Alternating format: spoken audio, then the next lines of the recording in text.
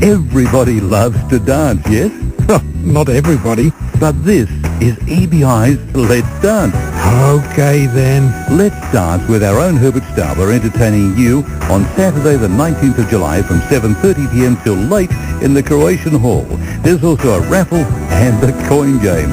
David Savine is your host for the evening. Tickets at $15 each are limited, so get in early and choose the best seats available right now. For bookings, phone the EBI office on 8211-7635 or come to 10 Byron Place, Adelaide. Meals must be ordered beforehand. Details are on our website, 5ebi.com.au, or you can phone us on 8211-7635. Let's Dance, EBI's yearly dance event with a difference.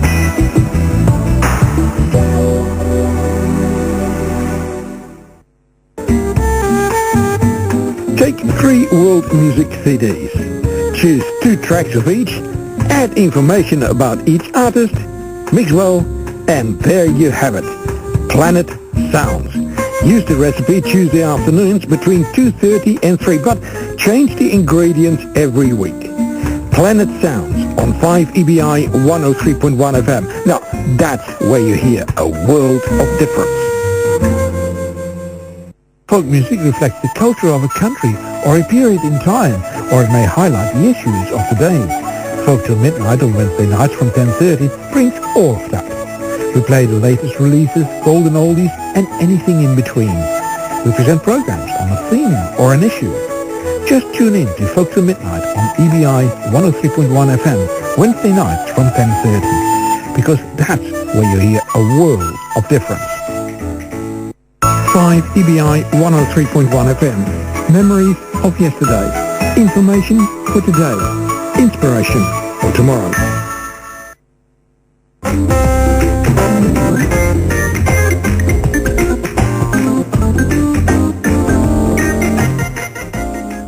Good evening, you're listening to 5EBI FM 103.1, your multicultural radio station. The time at EBI is approaching 9:30 and it's almost time for the Bangladesh Community Program.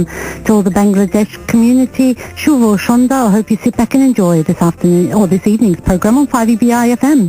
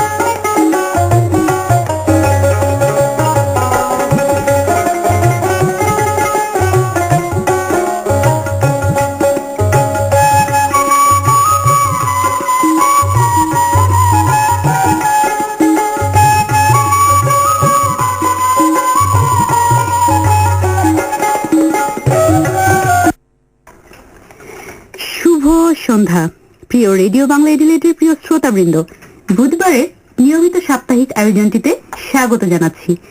তবে মূল আয়োজনে যাওয়ার আগে ছোট্ট একটা ভূমিকা রাখতেই হচ্ছে আজ। শ্রোতাবৃন্দ, আপনারা জানেন কি আন্তর্জাতিক নারী দিবসে 100 বছর পূর্ণ হলো এই বছরটিতে। গত 8ই মার্চ পুরো বিশ্বে পালিত হলো আন্তর্জাতিক নারী দিবসটি।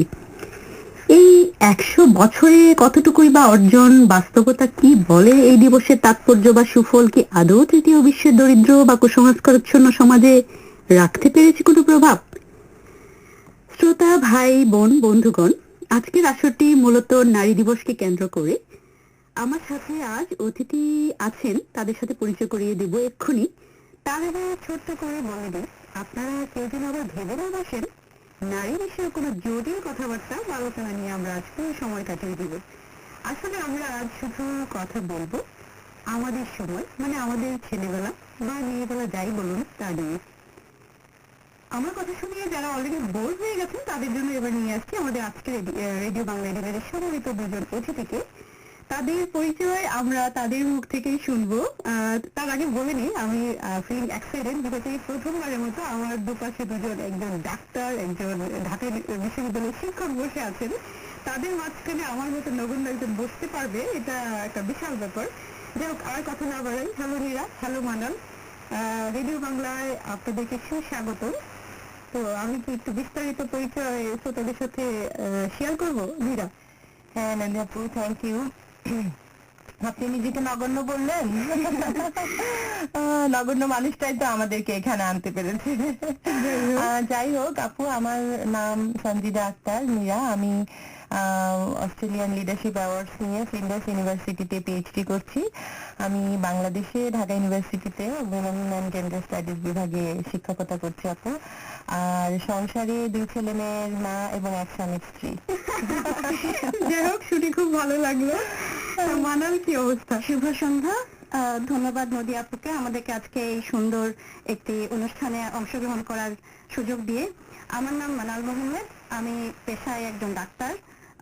বাংলাদেশে ডাক্তার ছিলাম, এই মুহূর্তে আমি এখানে রেজিস্টার্ড নই। আমিও 2 সন্তানের জননী, এক ছেলে এবং এক মেয়ে, গর্বিত জননী। এই তো, আর আছি এখন নতুন করে সংসার করছি আর কি। একমাত্র স্বামী, স্টার্টিং করেছে, এটা আসলে আমাদের মাথায় ছিল না। যাই হোক নীরা, আমার কি মনে হয় আসলে, মানে কেন এই নারী দিবস?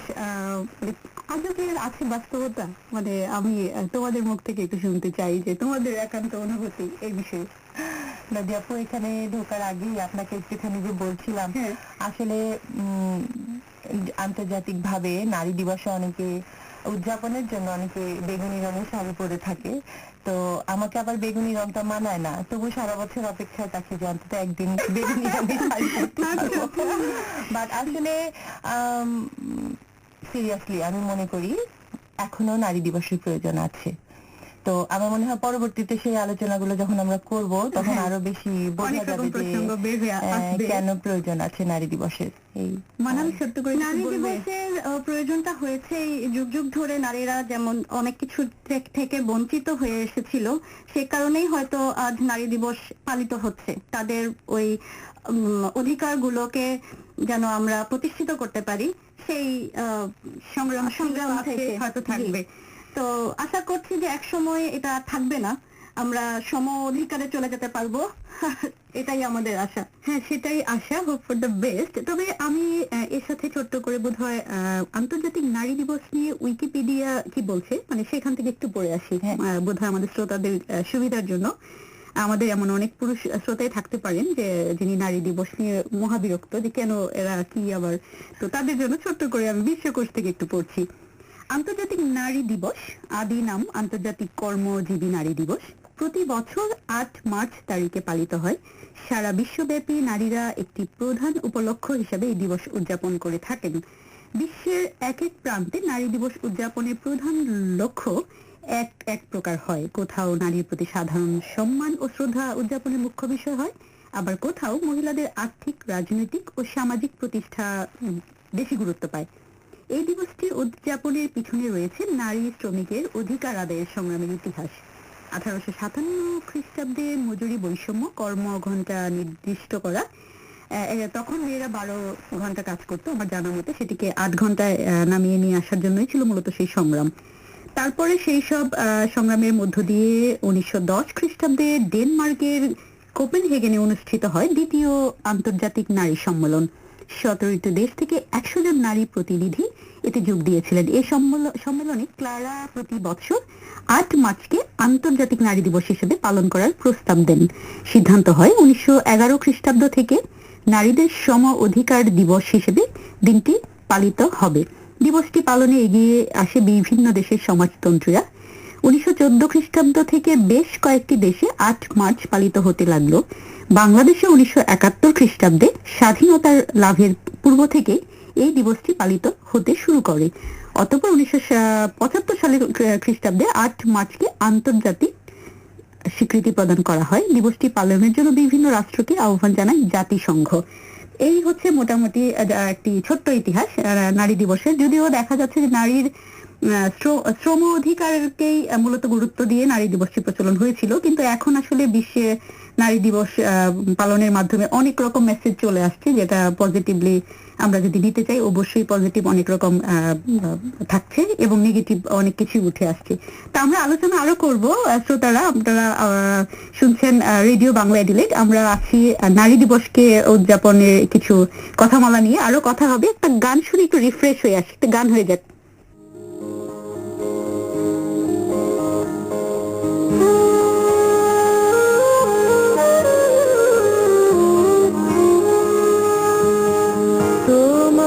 খোলা হাওয়া লাগিয়ে পালে, তোমার খোলা হাওয়া লাগিয়ে পালে, তোমার খোলা হাওয়া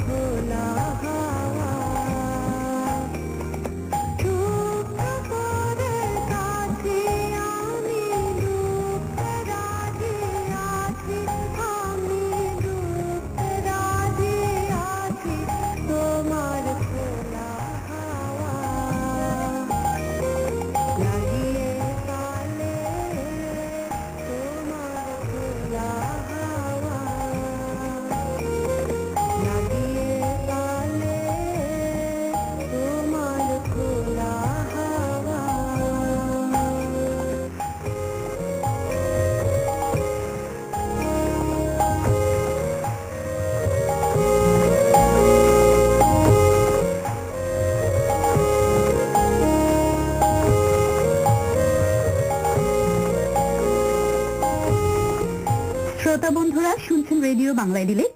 আজ আমি নদী আছি আপনাদের সাথে, আমার সাথে আছে নীরা এবং মানাল। আমরা কথা বলছিলাম আমাদের নারী দিবস নিয়ে, বলছিলাম আসলে আমাদের কথা। আচ্ছা, আমি একটু অন্য প্রসঙ্গে যেতে চাই নীরা, সেটা হচ্ছে যে একটা সময় শোনা যেত যে কন্যা শিশু জন্ম নিয়ে আমাদের দেশে একটা কুসংস্কার ছিল। ইনফ্যাক্ট পুরো তৃতীয় বিশ্বে ছিল অনেক বেশি। তো কি মনে হয় নীরা, বাংলাদেশে এটা মানে পুরোপুরি কি গেছে, বা তোমার জানা কতটুকু? আপু, আমার যতটুকু জানা বা দেখা সেটা হচ্ছে যে কুসংস্কারটা আসলে অনেকখানি কমে গেছে। একটা সময় ছিল, আমরা যখন সমাজ বিজ্ঞানের ছাত্র ছিলাম তখন আমাদের ডেমোগ্রাফিতে আমরা পড়তাম যে বাংলাদেশে জনসংখ্যা বৃদ্ধির একটা অন্যতম কারণ হচ্ছে ডিজায়ার ফর সান। হ্যাঁ, এবং আমরা দেখবেন যে আমাদের মা খালাদেরও কিন্তু আমরা অনেকে দেখি যে 5 বোনের পরে 1 ভাই এরকম। হ্যাঁ, তো ওই টেন্ডেন্সিটা কিন্তু এখন অনেকটা কমে গেছে। কমে যাওয়ার পিছনে অনেকগুলো কারণ আছে অবশ্য, যদিও নারীদের শিক্ষা বা এগিয়ে আসা এগুলো। তবে তারপরও আমার কাছে মনে হয় এখনো প্রচ্ছন্ন ভাবে মানুষ মেয়ে সন্তান পছন্দ করলেও ছেলের পরে যদি একটা মেয়ে হয় তাহলে যেন বেশি খুশি হয়, মানে এটা একটা আইডিয়াল টাইপ। হ্যাঁ, চলেই আসে এরকম যে, বা মনে করেন যে কারোর যদি অনেকগুলো মেয়ে থাকে তখন সেটাই কিন্তু তার পরিচয় হয়ে যায় যে 3 মেয়ের মা। আমি দেখেছি গ্রামের দিকে যেরকম ওই অমুক 4 মেয়ের মা, এইভাবে মানে তার জন্য এটা একটা বিশেষ কিছু হয়ে দাঁড়ায়। হ্যাঁ, যেটা একটা নেগেটিভ কনোটেশন আছে আমার কাছে মনে হয়। তার জন্য আমার কাছে মনে হয় যে ঠিক কুসংস্কার হিসাবে না থাকলেও ব্যাপারটা রয়ে গেছে কোথায় জানি প্রচ্ছন্নভাবে। আমি যখন প্রথম জানলাম যে আমার যমজ সন্তান হবে, আমার আকুতি মিনতি ছিল স্রষ্টার কাছে যেন আমাকে একটা অন্তত মেয়ে সন্তান দেওয়া হোক এই মধ্যে। মানে আমি এতটাই পছন্দ করি মেয়ে সন্তান। হ্যাঁ, আমার জানা মতে আমার খালা ফুপু ওই লেভেলের যে মহিলারা আছেন, এমন মহিলাদেরকে আমি চিনি যারা ছেলের থেকে মেয়েকে বেশি পছন্দ করেন, চান যে কন্যাই হোক আগে। কিন্তু যদি আমি সামগ্রিকভাবে বলি, আমাদের সমাজে যেটা কমে গেছে ঠিকই, কিন্তু চলে যায়নি। ডাক্তার হিসেবে আমি দেখেছি নিম্ন আয়ের যে লোকজন আছে আমাদের দেশে, তারা এখনো একটি পুত্র সন্তানের আশায় বছরকে বছর সন্তান নিয়ে থাকেন, এবং যখন সেই কন্যা সন্তানই আবার হয় তারা হাসপাতালে তাকে ফেলে চলে যায়। হ্যাঁ, আমি মানালের সাথে দুঃখজনক ভাবেই অবশ্য সত্য এটা। তো মানাল এবং বিয়ে, তোমাদের সাথে আমি যেটা যোগ করতে চাই সেটা হচ্ছে যে হ্যাঁ, উদ্বেগজনক ভাবেই রয়ে গেছে। কিন্তু আমার জানা মতে বাংলাদেশে মানে এটা উল্লেখযোগ্য ভাবে যেটা হয়ে আসছে সেটা হচ্ছে যে পুত্র সন্তানই কেবল বংশ রক্ষা করে, এরকম একটা বিশ্বাস আলাদাভাবে থেকে গেছে আসলে। কারণ পুত্র সন্তানই পরবর্তীতে তাদের আমাদের যে সমাজ ব্যবস্থা তাতে পুত্র সন্তানই হচ্ছে বংশ রক্ষা করার বিশ্বাস বা সম্মানটা এখনো তাদের হাতেই। আসলে সেই দৃষ্টিভঙ্গি বোধহয় কিছু না কিছু ভাবে, কোনো না কোনো ভাবে কাজ করে, আমার মনে হয় আর কি। আপু, বলবো কিছু? আমার কাছে মনে হয় কি জানেন, যে কমে যাওয়ার পিছনে যে কন্যা পুত্র সন্তান থাকতেই হবে একেবারে একদম, যেটা আপনার ব্যাপকভাবে ছিল সমাজে, এখন থাকতেও প্রচ্ছন্ন ভাবে আছে। আমার মনে হয় এটা কমে যাওয়ার পিছনে এটা কারণ যে ওই বংশ রক্ষার ব্যাপারটা, এই কনসেপ্টটাও কিন্তু খানিকটা লুজ হয়ে গেছে আর কি। কারণ মানুষ এখন অনেক বেশি নগরায়িত আর কি, হ্যাঁ, নাগরিক। এবং আপনার আগে যে ছিল যে ভূমি ব্যবস্থা, হ্যাঁ, ভূমিকে আঁকড়ে ধরে যে বাঁচার তাগিদ, সেখান থেকেও কিন্তু প্রচুর মানুষ এখন বেরিয়ে এসেছে। প্রচুর মানুষ শহরে থাকে এবং তাদের জীবন জীবিকা সবকিছু, যেটাকে আমরা বলি অ্যাচিভড স্ট্যাটাস, মানে যে স্ট্যাটাসটা তারা নিজেরা অর্জন করে নিয়েছে, নট দ্যাট অ্যাসক্রাইবড। হ্যাঁ, তো বংশটাকে ওইভাবে সোকল ধারায় বয়ে নিয়ে যাবার মতন কনসেপ্টটা এখন অনেকটা লুজ হয়ে গেছে, বিশেষ করে আরবান নগর জীবনে। আর গ্রাম জীবনেও আসলে ওই যে জমি বা কৃষি কাজের ব্যাপারগুলো অনেকটা কমে গেছে, কারণ জমির পরিমাণ কমে এসেছে মানুষের মধ্যে। যার ফলে আমার কাছে মনে হয় এইটা একটা কারণ যে তার চেয়ে বরং একটা মেয়েকেই ডাক্তার ইঞ্জিনিয়ার বানায় হোক না কেন। হ্যাঁ, আরেকটা জিনিস আমি একটু যোগ করি যে এখন যেটা দেখা যাচ্ছে যে আগে যেটা ছিল যে সব পরিবারের যে পুত্র সন্তান সেই বাবা মার দায়িত্ব নিত, ঠিক বাবা মার, আমি ওইটাই বলতেছিলাম। কিন্তু এখন সেটা অনেক ক্ষেত্রেই কমে গেছে। এখন মেয়েরা সেই দায়িত্বটা নিতে পারে, সেই যোগ্যতা তারা অর্জন করেছে, এবং এই জন্য হয়তো বা বাবা মারাও বোঝে যে হ্যাঁ, একটা আমার মেয়েও পারবে হ্যাঁ, আমার এবং দেখাশোনা পারছে, করতে পারে। এবং পারছে। আমাদের চারপাশে হ্যাঁ। অসংখ্য উদাহরণ আছে এবং উদাহরণ আছে, পারছে। জি। মানালাপু, আমি আজকে যেহেতু একজন ডাক্তার পেলাম, আমি একটু অন্যরকম একটা প্রশ্ন করতে চাই। সেটা হচ্ছে যে আমার জানা মতে বাংলাদেশে মায়ের স্বাস্থ্যের ঝুঁকি মানে একটা সময় পর্যন্ত অনেক ছিল, মানে গর্ভবতী মা খুব ছিল। বেশি মারা জি, যেত। জি। এইগুলো নিয়ে আমরা ছোটবেলায় দেখেছি রেডিও টিভিতে অনেক রকম প্রচারণা। তো যদিও এখনকার বাংলাদেশে সেটা নাকি অনেকটাই কমে এসেছে। আমি বলবো এটা অনেক তো- গর্বের বিষয় যে বাংলাদেশে এখন মাতৃত্বকালীন যে বা মাতৃ যেটা ম্যাটারনাল ডেথ যেটা বলে, হ্যাঁ, হ্যাঁ। ম্যাটারনাল ডেথ, হ্যাঁ। সেটার রেট এখন অনেক অনেক কম। হ্যাঁ, মানে এটা খুবই প্রশংসনীয় একটা ব্যাপার। প্রশংসনীয় অনেক ব্যাপার, উন্নতি হয়েছে, সচেতনতা বেড়েছে। সচেতনতা বেড়েছে, সেটাই। জি। নীরা, তোমার কি মনে হয় মানে এখানে কি অর্থনৈতিক অবস্থাটাই শুধু একটা ফ্যাক্ট? মানে এই যে মাকে যথাযথ মানে মা হতে যাবে এরকম একজন নারীকে যথাযথ ভাবে যত্ন না করা বা মূল্যায়ন করা, এটা কি অর্থনৈতিক, বা এটা কি মনে হয় মানে এখানে ঠিক কি কাজ করে? আমি আসলে আমি নিজে ক্লিয়ার না। আপনি একদম আমাকে রাইট কোয়েশ্চেনটা করেছেন এবং হ্যাঁ। উত্তরটা দেওয়ার জন্য আসলে আমার খুব আচ্ছা, ইয়ে আচ্ছা, হচ্ছে, কারণ আমি শুনতে চাচ্ছি। আমার রিসার্চটা একদম এরকম একটা কাজ নিয়ে। আমি হ্যাঁ। দুইটা ইকোনমিক গ্রুপ অফ উইমেন এর ভিতরে দেখছি যে তাদের মাতৃস্বাস্থ্য সেবাটা কিরকম হ্যাঁ, ছিল। হ্যাঁ। একটা হচ্ছে একদম নিম্ন আয়ের মানুষ, ঢাকা শহরে যারা আমরা যাদেরকে বস্তি বলি বা ইনফর্মাল সেটেলমেন্ট, সেখানে থাকে, আর যারা আপনার বাংলাদেশের উপরতলায়, পশ এলাকায় আর কি এলাকায় থাকে, এরকম উপরতলার মানুষ। তো হ্যাঁ, অর্থনৈতিক অবস্থা তো অবশ্যই ব্যাপার। তবে আরেকটা ব্যাপার কি জানেন, বাংলাদেশ সরকার কিন্তু মানালাপু যেটা বলেছে যে মাতৃ মৃত্যুর হার অনেক কমে গেছে, এখানে সরকার এবং এনজিও দের অনেক বড় অনেক বেশি ইনিশিয়েটিভ ভূমিকা রয়েছে। আছে, তারা হ্যাঁ। ফ্রি ম্যাটারনিটি সার্ভিস দেবার অনেক চেষ্টা করে যাচ্ছেন, এবং বলবো যে একেবারে ঘরের দুয়ারে মাতৃ স্বাস্থ্য সেবাটা নিয়ে যাওয়ার চেষ্টা করে যাচ্ছেন। হ্যাঁ, তো যার ফলে আমরা শুধু অর্থনৈতিক মানে একটা পরিবারের অর্থনৈতিক অবস্থাকে দায়ী করতে পারছি না এখানে। হ্যাঁ, আরো ব্যাপার আছে। তবে একটা ব্যাপার যেটা আমি বিশেষ করে নিম্ন আয়ের মানুষের মধ্যে পেয়েছি, সেটা হচ্ছে হসপিটাল ভীতি।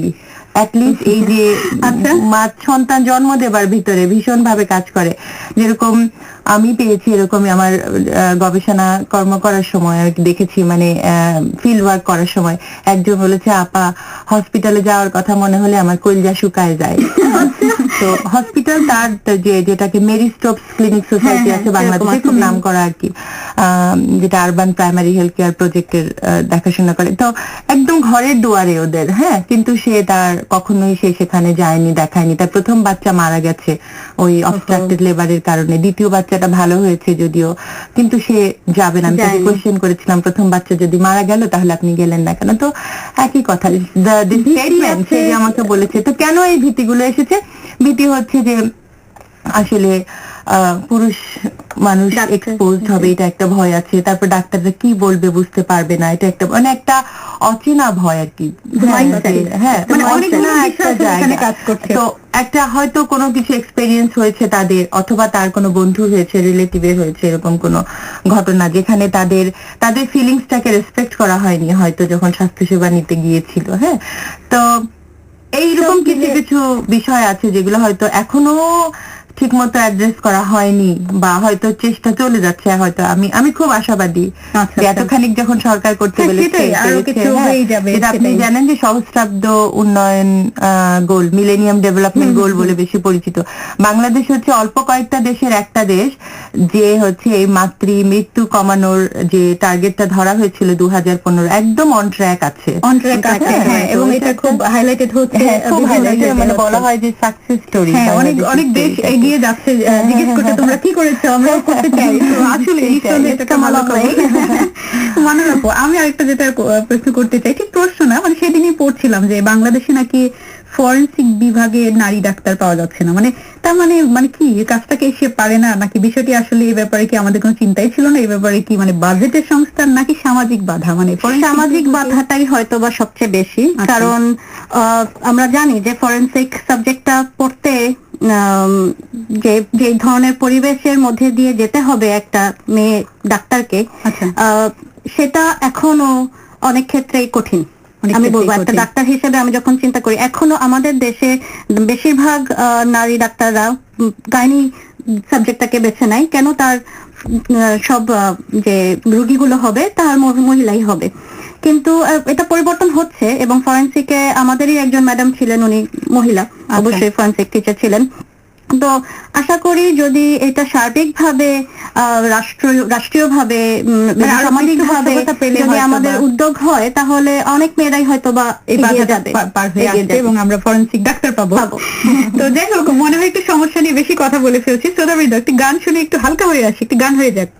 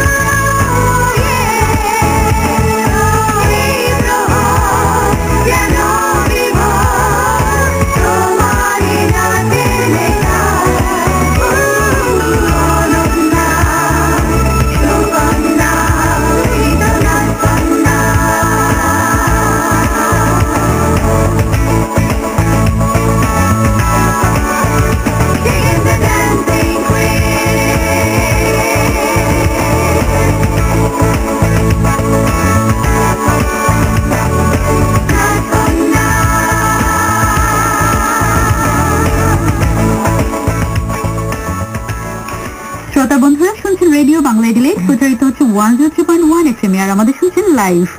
এই মাত্র যে গানটি শুনলেন সেটি বিখ্যাত একবার ড্যান্স কুইন বাংলায় করেছেন ফাহমিদা এবং সামিনা।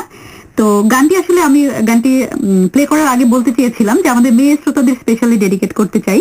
তো যাই হোক, এখন বলে দিলাম যে আপনাদের জন্য গানটি। তো নীরা মানাল, আমরা আসলে খুব সমস্যার মাঝে ছিলাম, আমরা সমস্যা থেকে একটু বের হয়ে আসি। তার আগে একটু ছোট্ট করে একটা কথা বলে নিতে চাই। আজকে এখানে আমরা এডিলেডে বসে অনুষ্ঠানটি করছি। এখানে এডিলেডের প্রবাসী বাংলাদেশিরা আমাদেরকে শুনছেন। তো আমরা আসলে মূলত বাংলাদেশের অনেক প্রসঙ্গ চলে আসছে। তো কেউ হয়তো বলতে পারেন যে এইখানে বসে বাংলাদেশের কথা বলার বাস্তবতা বা যৌক্তিকতা কতটুকু। তো আমি আসলে বলতে চাই যে আমাদের বেড়ে ওঠা, আমরা বাংলাদেশি মেয়ে, সেই হিসাবে বাংলাদেশের মেয়েদেরকে নিয়ে যতটা বলতে পারবো আমরা সেটা অন্য মানে ওয়ার্ল্ড ওয়াইড কে মানে ফোকাস করে আমরা সেভাবে সেটা পারবো না। আরেকটা উদ্দেশ্য আমার আছে, সেটা হচ্ছে যে আমরা আমাদের প্রোগ্রামগুলো বেশিরভাগ প্রোগ্রাম রেকর্ডেড ভার্সন থাকছে এবং আমার পার্সোনাল অভিজ্ঞতা থেকে আমার প্রচুর শ্রোতা হচ্ছে, মানে আমার বলতে আমাদের রেডিও বাংলার শ্রোতা হচ্ছে বাংলাদেশ এবং ওয়ার্ল্ডের বিভিন্ন জায়গায় ছড়িয়ে থাকা বাংলাদেশিরা।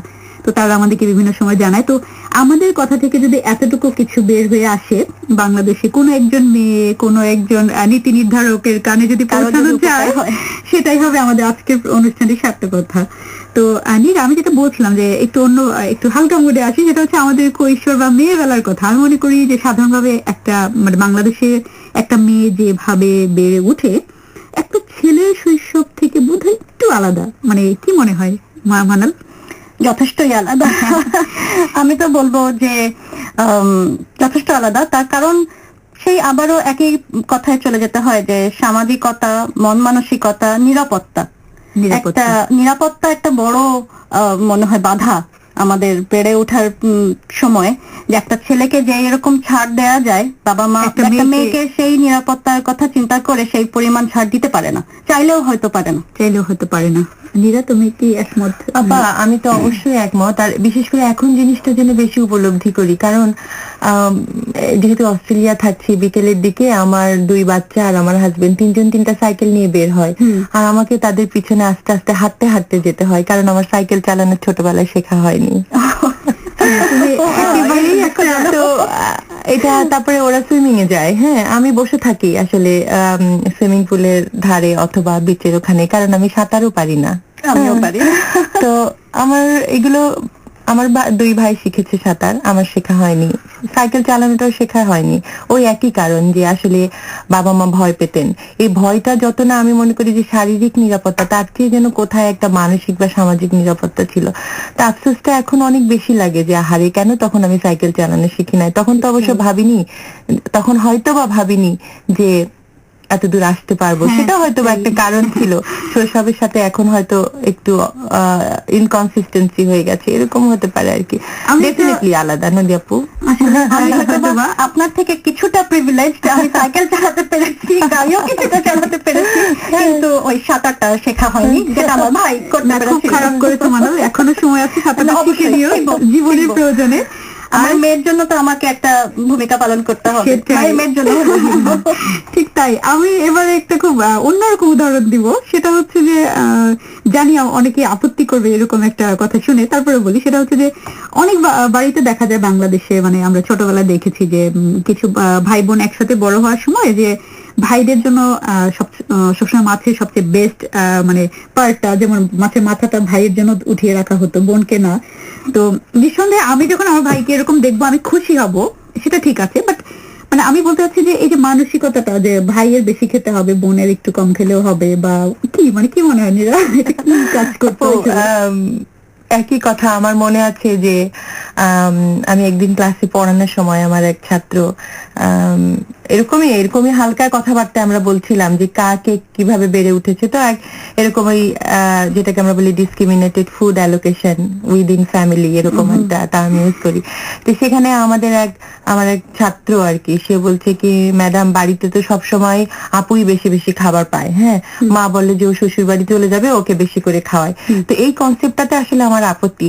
শ্বশুর বাড়ি চলে যাবে তার জন্য বেশি খাওয়াতে হবে, এটা কিন্তু 2টা কনোটেশন আছে। একটা হচ্ছে যে শ্বশুর বাড়িতে সে খাবার পাবে না, যেটা আমরা আগে থেকেই ধরে নিচ্ছি, নাম্বার 1। আর নাম্বার 2 হচ্ছে যে শ্বশুর বাড়ি, নাম্বার 2 হচ্ছে যে চলে যাবে তাই জন্য কেন খাওয়াতে হবে যে তার খাবার দরকার, she needs proper development, proper nutrition and development, সেজন্য খাওয়ানো দরকার। হ্যাঁ, তো ছেলেটাকে কিন্তু সেই হিসাবে খাওয়ানো হচ্ছে যে তার সুস্বাস্থ্য দরকার, মাত্র দরকার। ছেলেদের প্রয়োজন বেশি, ছেলেদের বেড়ে ওঠার জন্য নাকি তাদের বেশি নিউট্রিশনের প্রয়োজন হয়? তো মানে এটা আসলে আমার মানে এই মুহূর্তে এগুলো নিয়ে কথা বলতে খুব মানে মজা লাগছে, কিন্তু আসলে কিন্তু খুব সিলি প্রবলেম। কিন্তু এই মানসিকতাগুলো কোথায় যেন শুধু অর্থনৈতিক ভাবে যারা নিম্ন শ্রেণীর বলি তাদের মধ্যে নাই, মানে সব পরিবারই থাকে, স্বামী বলেন, ভাই বলেন, মানে পরিবারের যে পুরুষ সদস্যরা আছে অনেকে তাদেরকে শ্রেষ্ঠতা দিতে হবে, এইটাই আমাদের সমাজে প্রচলিত ছিল বা এখনো আছে। আমি ভাবতে চাইবো যে এখন অনেকটাই কমে এসেছে। যাক, আমি সেদিন কোথায় যেন পড়ছিলাম, প্রতিটা মেয়ে মানে ইংলিশে কথাটা যাচ্ছিল, আমি বাংলা করলে যেটা দাঁড়ায় সেটা হচ্ছে প্রতিটা মেয়ে তার স্বামীর কাছে রাজকন্যা নাও হতে পারে, কিন্তু প্রতিটা মেয়ে তার বাবার কাছে রাজকন্যা। পৃথিবীতে সবাই একটা মেয়েকে কষ্ট দিলেও বাবা কখনোই কষ্ট দেয় না। কথাটি হয়তো সত্যি সব মেয়ের জীবনে, হয়তো কারো কারো জীবনে সত্যি না। তবে আমার কাছে যেটা মনে হয় যে বাবা এবং মেয়ের সম্পর্ক পৃথিবীতে সবচেয়ে মধুরত সম্পর্কের একটি। তো আমরা বাবা মেয়ের একটি গান শুনে আসবো এক্ষুনি। খুব ভালো।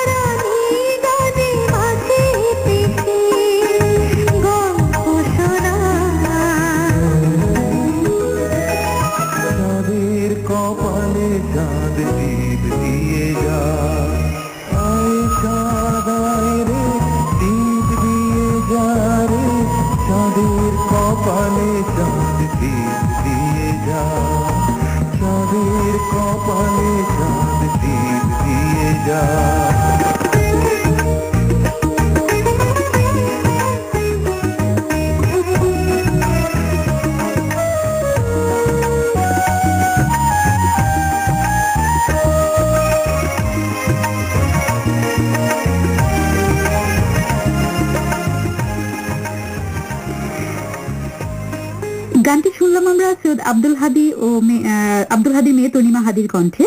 শুনছেন রেডিও বাংলা এডিলেইট 103.1 FM এ। আজ আপনাদের সাথে আছি আমরা তিনজন, মানাল, নীরা এবং আমি নদী। কথা বলছি আমরা আমাদের মেয়েবেলা নিয়ে। নীরা, আবার একটা মজার আলোচনায় ফিরতে চাই। ঠিক মজার না, মানে যেটা একটা সময় শোনা যেত যে বাংলাদেশে মানে বাল্য বিবাহ যেটা ছিল আর কি, এটা ওভারঅল নট বাংলাদেশে মানে ছিল আর কি একটা সময় পর্যন্ত। তো এখন কি মনে হয় যে বাংলাদেশের মানসিকতা? আচ্ছা, আমি আরেকটা কথা যোগ করতে চাই, সেটা হচ্ছে আমি বাংলাদেশ ছেড়ে এসেছি 2009-এ। তো তারপরে আমার কোনো কারণে যাওয়া হয়নি ওভাবে। তো আমি একটা 2009 থেকে 2014 এই সময়টার মাঝে বাংলাদেশের যদি খুব বেশি ইতিবাচক কোনো পরিবর্তন হয়ে থাকে সেটা রেফারেন্স আমি আনতে পারছি না। তো আমাকে এই হেল্পটা করতে হবে, কারণ আমি জানি যে তুমি সম্প্রতি গেছো বাংলাদেশে। বাল্য বিবাহ এই আমার কাছে মনে হয় একটা জায়গা যেখানে আসলে বাংলাদেশ এখনো একটু আটকে আছে। কারণ কি জানেন, আমি একদম সম্প্রতি 2012-13 রিপোর্ট দেখাচ্ছে যে বাল্যবিবাহ বাংলাদেশে মেয়েদের বিয়ের গড় বয়স হচ্ছে 16 বছর।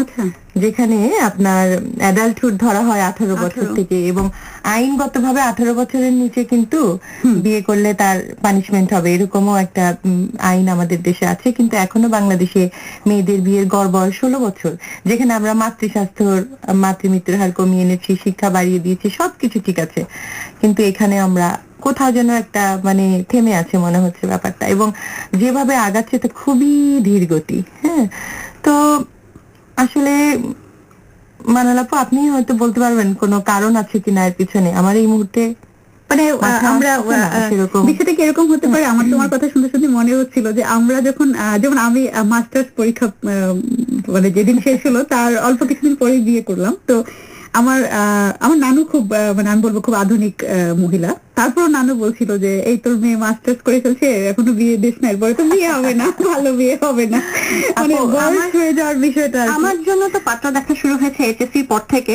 কিন্তু সেই বিয়েটা গিয়ে গড়িয়ে গড়িয়ে গড়িয়ে গড়িয়ে MBBS pass, FCPS part 1 pass, তারপরে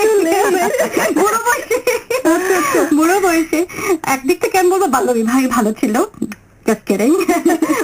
সিরিয়াস নোট না, অবশ্যই প্রত্যেকটা জীবনের প্রত্যেকটা ব্যাপারের জন্য বয়স একটা বড় ব্যাপার। বিয়ে বলেন, তার সন্তান বলেন, ক্যারিয়ার বলেন, লেখাপড়া, সবকিছুর জন্য একটা নির্দিষ্ট সময় আছে।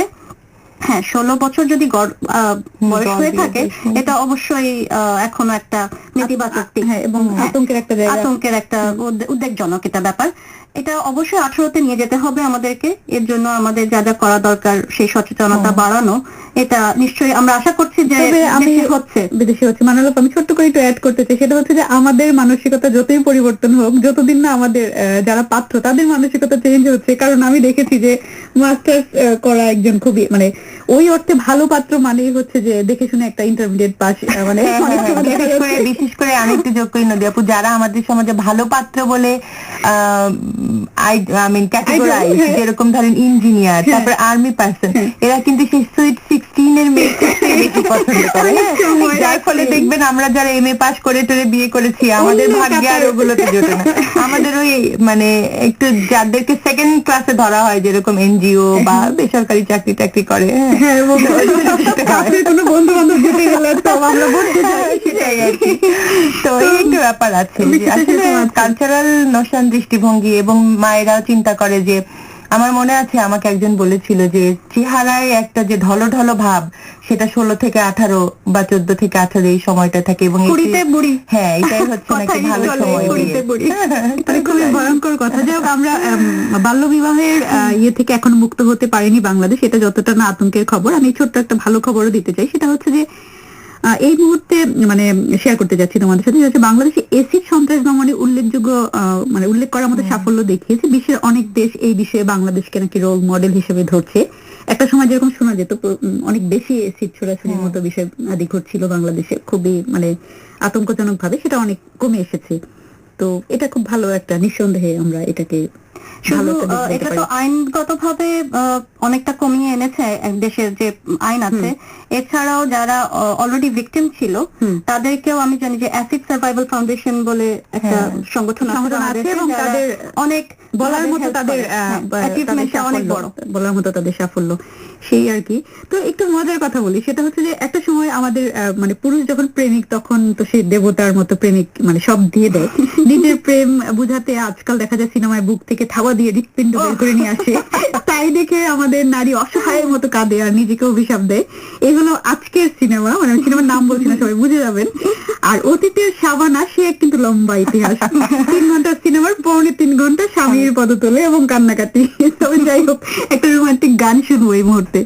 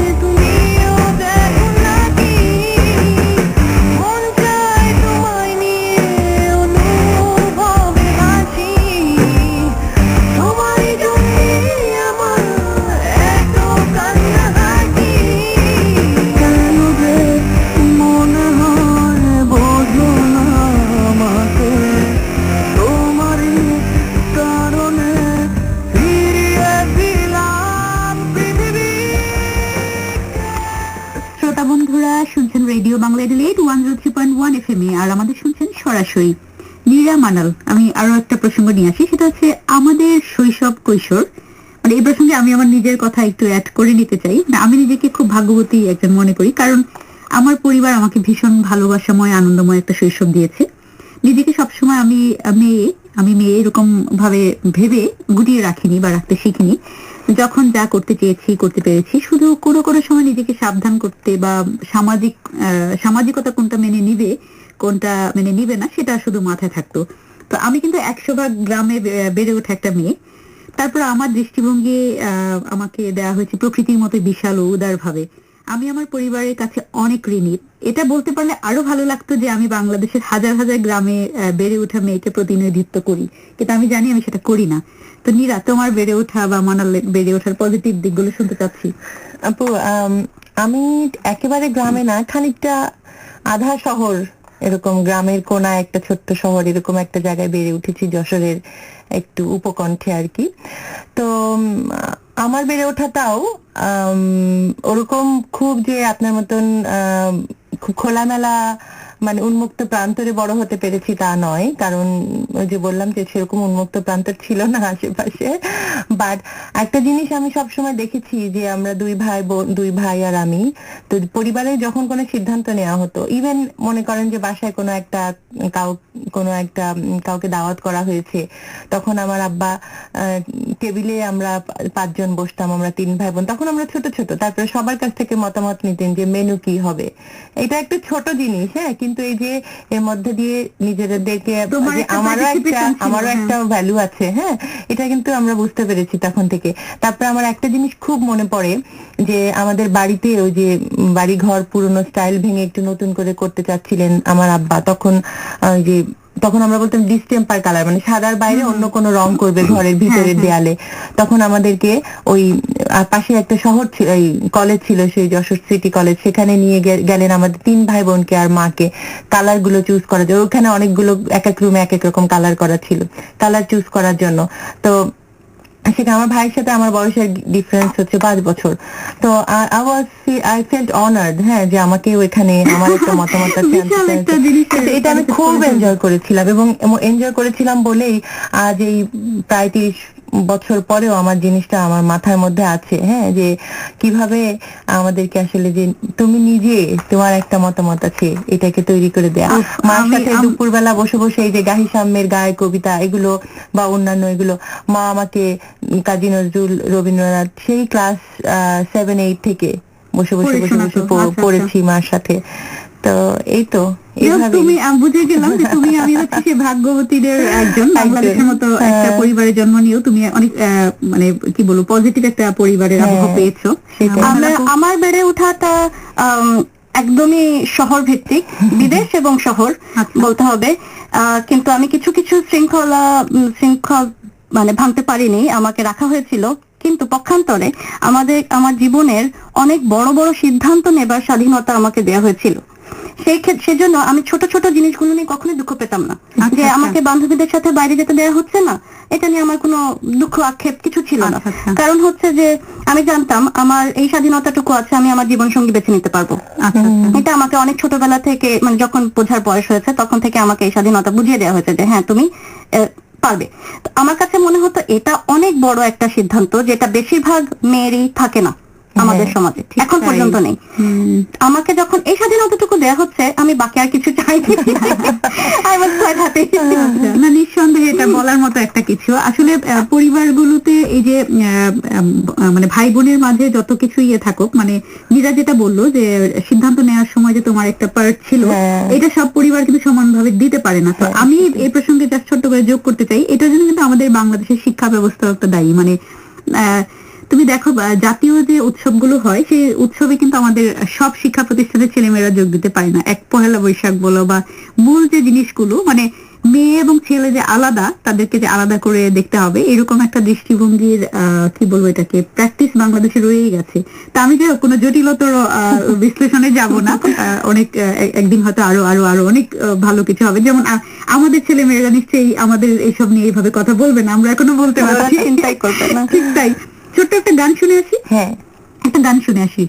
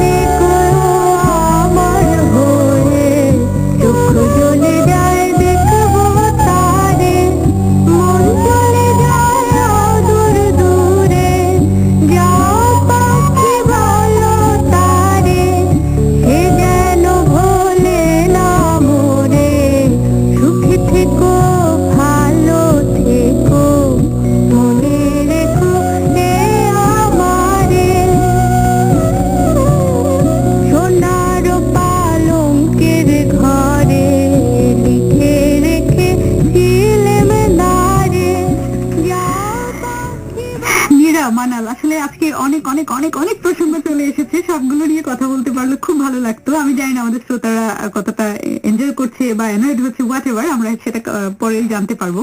কিন্তু আমাদের আসলে অনেক কিছু বলা ছিল, কিন্তু ঘড়ি বলছে আমাদের হাতে আজকে খুব বেশি সময় নেই।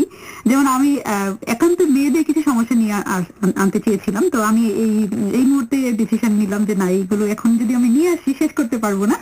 ওনারা বলবে মেয়েরা বেশি কথা বলে। হ্যাঁ, বেশি কথা বলে। তো ওই প্রসঙ্গগুলো বাদ দিয়ে আমি সোজা চলে যাচ্ছি আসলে অনুষ্ঠান শেষের, মানে আজকে শেষ করতেই হবে, শেষের পর্যায়ে আমরা আছি।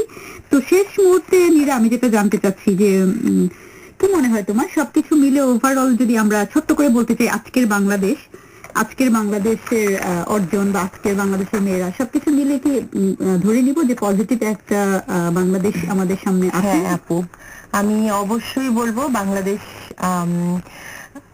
নারীর অগ্রগতির দিক দিয়ে বাংলাদেশ অনেক পজিটিভ অবস্থানে আছে। আমি ছোট্ট একটা আধা মিনিটে একটা কথা বলতে চাই। সেটা হচ্ছে আমি গত বছর শ্রীলঙ্কাতে একটা কনফারেন্সে গিয়েছিলাম। সেখানে ইসরায়েল থেকে এক প্রফেসর এসেছিলেন, ভদ্রমহিলা, মানে সেখানে পেপার প্রেজেন্ট করার জন্য। তো উনি যখন শুনলেন যে আমি বাংলাদেশ থেকে এসেছি, অস্ট্রেলিয়াতে পিএইচডি করি, আমার হাজবেন্ড আমার সাথে এসেছে, তিনি বললেন এটা কিভাবে সম্ভব, বাংলাদেশের মতো একটা দেশ থেকে একটা মেয়ে পিএইচডি করতে আসতে পারে, সেখান থেকে আবার বাচ্চাকে হাজবেন্ডের কাছে রেখে শ্রীলঙ্কাতে কনফারেন্সে যেতে পারে। তো এতটাই তার ধারণা ছিল আর কি, মানে কি বলবো, নেগেটিভ ধারণা ছিল বাংলাদেশ সম্পর্কে। তো আমি তার সাথে মোটামুটি 1 ঘন্টার একটা সেশন দিলাম যে দেখো আমরা এই আজকাল করছি।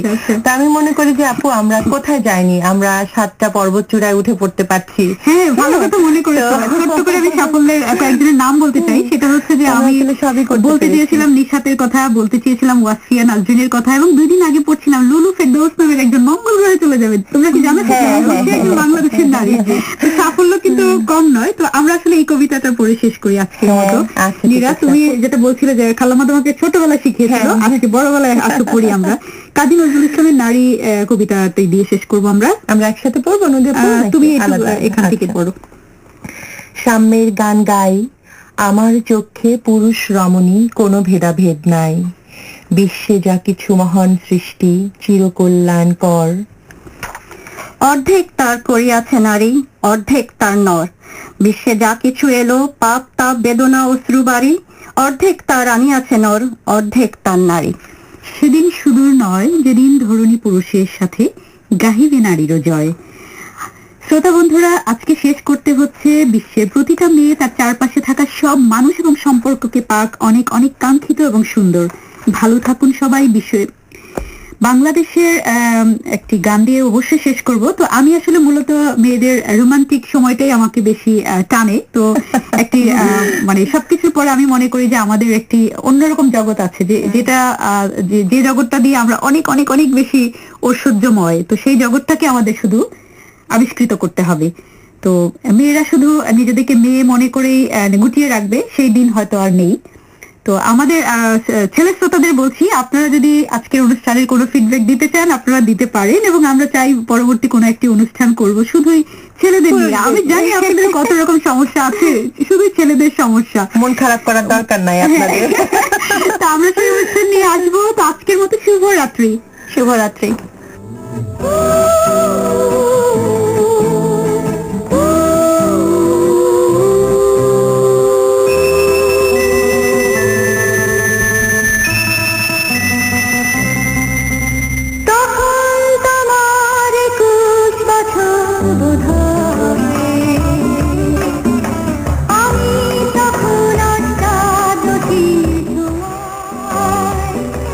লজ্জা জড়ানো ছন্দে কেঁপে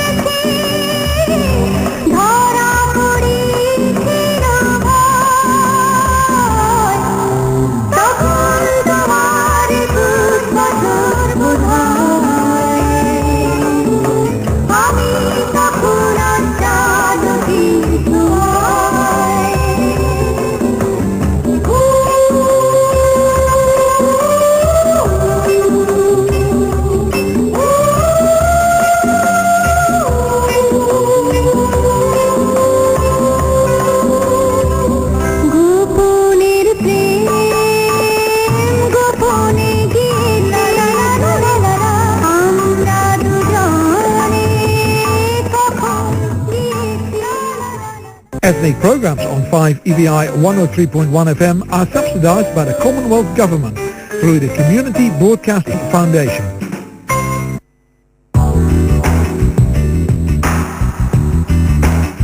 Every